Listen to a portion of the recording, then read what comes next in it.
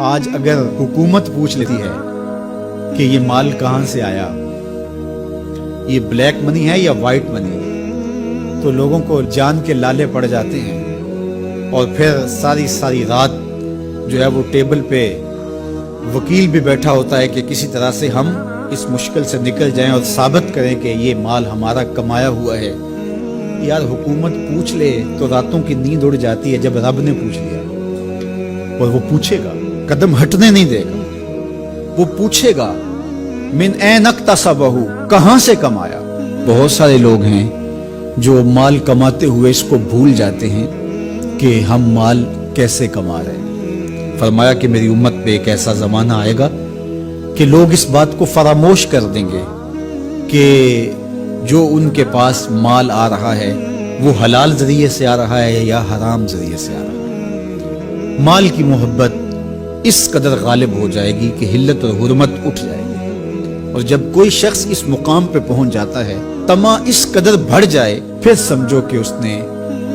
قیامت کے دن اللہ کے حضور سخت شرمندگی کا اہتمام کر لیا، سخت رسوا ہوگا اس نے۔ تو ہر صورت کے اندر وہ ذرائع اختیار ہمیں کرنے ہوں گے جو حلال ہیں۔ علماء نے لکھا ہے کہ اگر رزق پاک نہیں ہے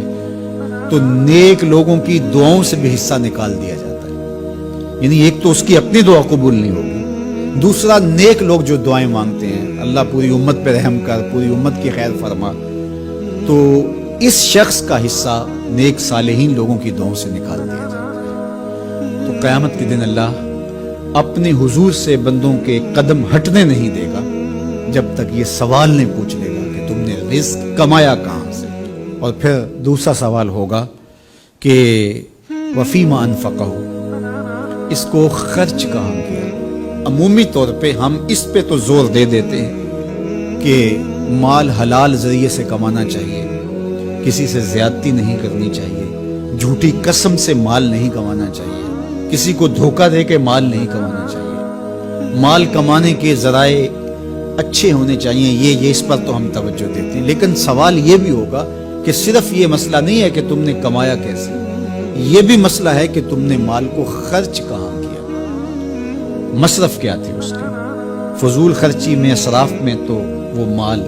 حلال کی کمائی تم نے ضائع تو نہیں کر۔ ہمارے مالک نے تو ہمیں جو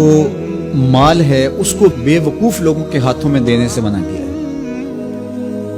بچے ہیں جو مال کے مصرف کو نہیں جانتے، اس طرح گھر کی وہ خواتین جو مال کے مصرف کو اچھی طرح نہیں سمجھتی اور فضول خرچی کرتی ہیں، تو شوہر کی ذمہ داری ہے کہ وہ اخراجات کنٹرول کرے۔ یہ اس آیت کریمہ کی شرح کے اندر علماء نے لکھا کہ بے وقوفوں کو مال نہ دو،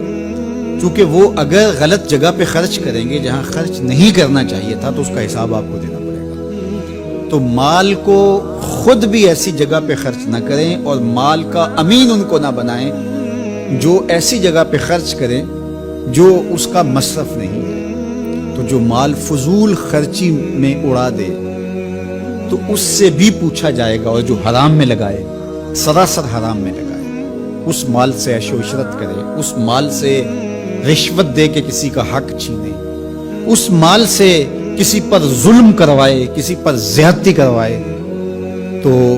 کیا اس کو حساب نہیں دینا پڑے گا؟ تو ایک ایک پائی کا حساب دینا پڑے گا۔